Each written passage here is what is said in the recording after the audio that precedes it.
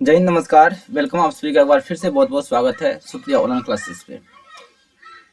तो हम लोग आ चुके हैं क्लास 12 का जो है ना 12th का हिस्ट्री का चैप्टर 2 है। देखिए यह क्या है, चैप्टर 2 है। ये क्या है, चैप्टर 2 है और इसका आज का वीडियो 1 है, पहला वीडियो है। ठीक है, पहले हम ऑब्जेक्टिव कवर करेंगे, उसके बाद फिर आपको सब्जेक्टिव बताएंगे। इससे पहले जो है ना आपका जो पहला पार्ट था हड़प्पा सभ्यता, उसके बारे में हम सब्जेक्टिव ऑब्जेक्टिव पूरा बना दिए हैं। यदि आप उसे नहीं देखें तो उसका आई बटन में आपको लिंक मिल जाएगा, वहां से देख सकते हैं। अथवा आप जो है ना इस वीडियो के डिस्क्रिप्शन में चले जाइएगा, वहाँ प्ले लिस्ट बना होगा, क्लिक करके आप पूरा प्ले लिस्ट उसको देख सकते हैं। ठीक है ना, पूरा वीडियो देख सकते हैं। तो चलिए क्लास को शुरू करते हैं।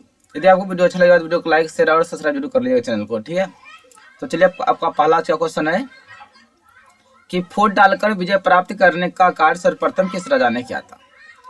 आंसर हो जाएगा अजातशत्रु। क्वेश्चन 2, जीविक महान वैद्य किस वंश के काल में था?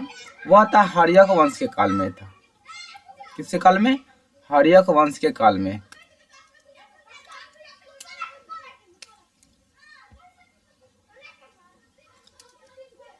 क्वेश्चन नंबर 3, अपने स्वयं के खर्चे से सुदर्शन झील की मरम्मत किसने करवाया था? तो रुद्रदामन ने करवाया था सुदर्शन झील का निर्माण। पाटलिपुत्र नगर की स्थापना उदयन ने किस नदी के संगम पर बसाया था? तो नदी था गंगा, सोन, पुनपुर और गंडक। इन चारों नदियों के संगम पर जो है ना पाटलिपुत्र नगर को बसाया था। समस्त भारत ही नहीं, एशिया, यूरोप, ठीक है ना, एशिया एवं यूरोप में सर्वप्रथम हुनों को परास्त करने का श्रेय किस शासक को जाता है? यह स्कंदगुप्त को जाता है। और बता दो कि ये इस हुन के आक्रमण से बचने के लिए ही चीन का दीवार बनाया था। हुन एक बहुत शक्तिशाली जो है ना सम्राट था। ठीक है ना, इन्हें कोई परास्त नहीं कर सकता था, इतना शक्तिशाली था। लेकिन जो है ना पहला जो है एशिया का जो था स्कंदगुप्त, उसने इसको हरा दिया था। क्वेश्चन नंबर आपका 6 है, यूरोप का समुद्रगुप्त कौन था? यूरोप का समुद्रगुप्त कौन था? नेपोलियन। ठीक है, आंसर क्या हो, नेपोलियन जगह। भारत का नेपोलियन कौन था? तो समुद्रगुप्त। वही क्वेश्चन यहाँ पे देखिए, यूरोप का समुद्रगुप्त कौन था? तो नेपोलियन। तो नेपोलियन कौन था? तो समुद्रगुप्त। ठीक है, किसके अभिलेख में भूमि दान का उल्लेख मिलता है? तो प्रभावती गुप्त के अभिलेख में। चलिए क्वेश्चन नंबर 9 है कि भूमि अनुदान से संबंधित प्रथम अभिलेख प्रमाण किसका है? सातवाहन काल का है। अगला क्वेश्चन 510 ईस्वी में सती प्रथा के साक्ष्य वाला प्रथम अभिलेख कहाँ मिला है? वह मिला है एरन में, जो कि सागर में है, एरन सागर। किस शिलालेख से अशोक द्वारा कलिंग विजय का पता चलता है? तो 13वें अभिलेख को पढ़ने से पता चलता है कि अशोक कलिंग पर विजय प्राप्त किया था। और अशोक मौर्य वंश का तीसरा सम्राट था। चलिए, मौर्य वंश के संस्थापक कौन थे? तो चंद्रगुप्त मौर्य थे, है ना। मौर्य वंश के संस्थापक कौन थे? चंद्रगुप्त मौर्य थे। और ये चंद्रगुप्त मौर्य मौर्य वंश का प्रथम सम्राट भी था।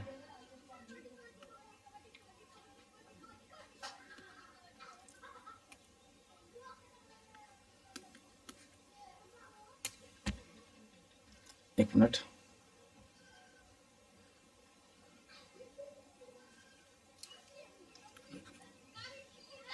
ठीक है। चलिए तो हो गया यहाँ। क्वेश्चन नंबर 13, इंडिका की रचना किसने की? मेगास्थनीज ने।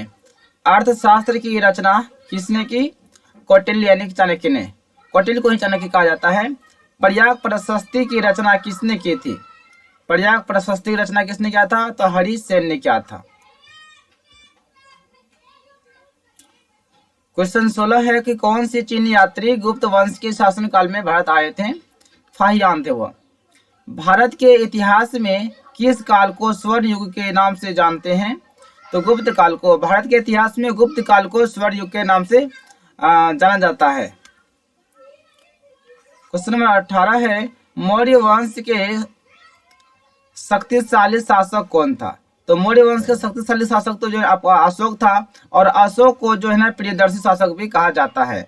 अशोक को प्रियदर्शी शासक भी कहा जाता है। और धम्म का जो है सबसे पहले जो है ना युग की प्रयोग आपका अशोक ने किया था।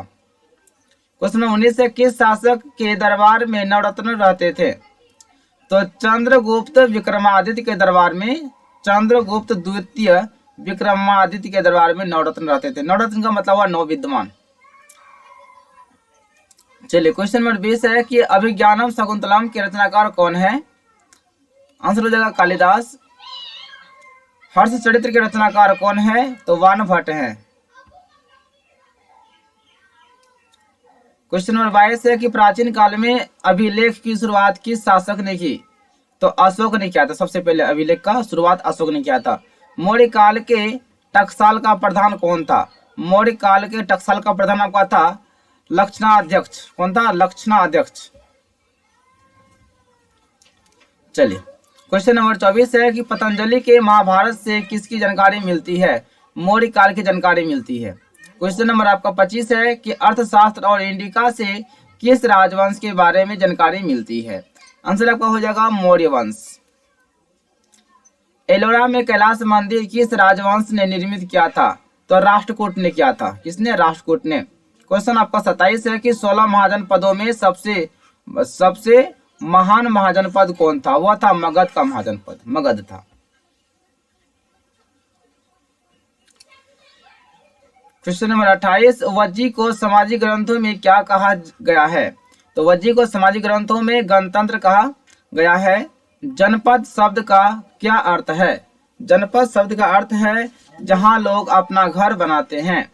क्वेश्चन 30 है, पंच चिन्ह वाले सिक्के किस धातु के बने होते थे? तो पंच चिन्ह वाले सिक्के आपका सोना, चांदी और तांबा के बने होते थे। क्वेश्चन आपका 31 है, तक्षशिला विश्वविद्यालय कहाँ स्थित है? यह आपका पाकिस्तान में है। तक्षशिला विश्वविद्यालय पाकिस्तान में स्थित है। क्वेश्चन नंबर 32 है, किस शासक को सिक्के पर बिना बजाते हुए दिखाया गया है? तो समुद्रगुप्त को। अगला क्वेश्चन है, हर्यक वंश का संस्थापक कौन था? आंसर बिंबिसार। एरन का विष्णु मंदिर कहाँ, क्या है? एरन का विष्णु मंदिर कहाँ स्थित है? तो एरन का विष्णु मंदिर मध्य प्रदेश में है, जो कि सरन कहलाता है। क्वेश्चन नंबर आपको 35 से, अजंता तथा एलोरा की गुफाओं से भारत की किसका पता चलता है? भारत की संस्कृति का पता चलता है। आप सभी से नोट कर लीजिएगा, ठीक है ना? नोटबुक बना लीजिएगा, बेस्ट रहेगा। 36 है कि सम्राट अशोक के अभिलेख भारत में किस लिपि में मुद्रित है? या ब्राह्मणी लिपि में मुद्रित है। क्वेश्चन 37 है कि गुप्तकालीन किस गणितज्ञ ने सर्वप्रथम बताया कि पृथ्वी गोल है? यानी किस गणितज्ञ ने बताया था कि पृथ्वी गोल है? तो आर्यभट्ट ने बताया था। राजा खारवेल की जानकारी किस अभिलेख से मिलता है? यह हाथी गुफा लेख से मिलता है। क्वेश्चन नेक्स्ट है, किस बौद्ध ग्रंथ में 16 महाजनपदों का उल्लेख मिलता है? तो बौद्ध ग्रंथ के अगुंतर निकाय में 16 महाजनों का उल्लेख मिलता है। अशोक के अभिलेख को सर्वप्रथम किसने बनाया था? तो अशोक का अभिलेख सर्वप्रथम जो है ना 1837 में जेम्स प्रिंसेज ने पढ़ा था। क्वेश्चन नंबर 41 है कि मथुरा में किस शासक की सिरविहीन प्रतिमा मिली है? तो कनिष्क की, राजा कनिष्क की जो है प्रतिमा जो है ना सिरविहीन मिला है मथुरा में। क्वेश्चन 42 है कि समुद्रगुप्त की दिग्विजय का पता किस स्रोत से चलता है? समुद्रगुप्त की दिग्विजय का पता किस स्रोत से चलता है? वह हरिसेन के प्रयाग प्रशस्ति से मिलता है। क्वेश्चन 43 है कि मगध की राजधानी कहाँ थी? मगध की राजधानी आपका पाटलिपुत्र थी। क्वेश्चन आपका है 44, अर्थशास्त्र की रचना कब हुई? अर्थशास्त्र रचना जो आपका 4वीं शताब्दी में हुई थी। क्वेश्चन 45 है कि ऋग्वेद का काल क्या है? ऋग्वेद का काल 1500 ईसा पूर्व से 1000 ईसा पूर्व तक का है। संगीत विद्या की जानकारी किस वेद में मिलती है? तो संगीत विद्या की जानकारी आपका सामवेद में मिलती है। गद्य और पद, गद्य और पद, यहाँ पे गद्य और पद्य, गद्य और पद की रचना किस वेद में हुई है? तो अजुर्वेद में हुई है।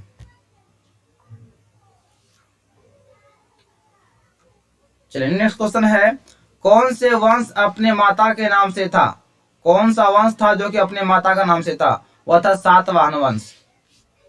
ठीक है, आज जो है ना हमारा यह ऑब्जेक्टिव जो आपका चैप्टर 2 था हिस्ट्री का, उसमें जो इतना ऑब्जेक्टिव बनने वाला था लगभग मैंने कंप्लीट कर दिया। ठीक है ना, तो उम्मीद करते हैं कि आपसे वीडियो अच्छा लगा होगा। तो वीडियो को लाइक शेयर सब्सक्राइब जरूर कर लीजिएगा।